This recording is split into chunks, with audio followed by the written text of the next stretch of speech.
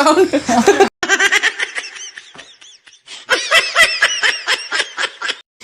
Me, nakabutan na.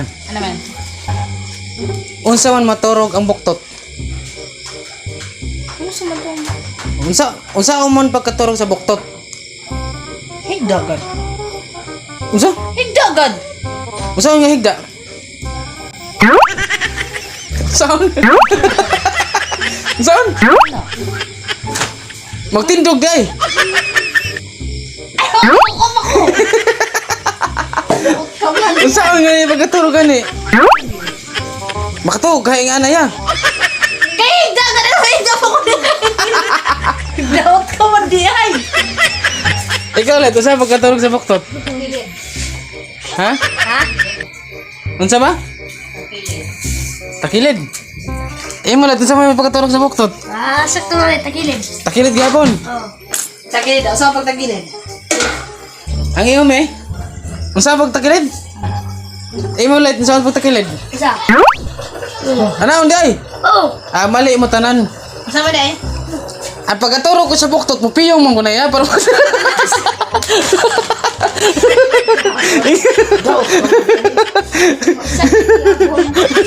kay kung di na mupiyong ang buktot, di mo na makatuog. Kasi kung saan takilid. Oh, Eh, huwag ako sa posisyon. Isao. kung saan pagkaturog sa buktot. Huwag mo ko mag-ingon nga sa posisyon. King ka. Buta na buka mo. Napakipungutan namin. Huwag nga rin buta na din. Unsay sinugdanan sa sunog? Kalayo. Imo ma, sa may sinugdanan sa sunog ma? Kayo. Imo let? S. Unsay sinugdanan sa sunog? S. Kurente, imo ma. Kurente din. Kanang Kabila. amo ba? Amo? Ako, S. Es. S. Kamama, kurente. Kalayo. Oh. Mali ko imo let. Mali po kamama. Sakto kan tita is. S. Oh, sunog. Oh, unsay sinugdanan sa sunog? So! Sige ba, S, ah? Ang sinugdanan sa sunog is S. Oh, S.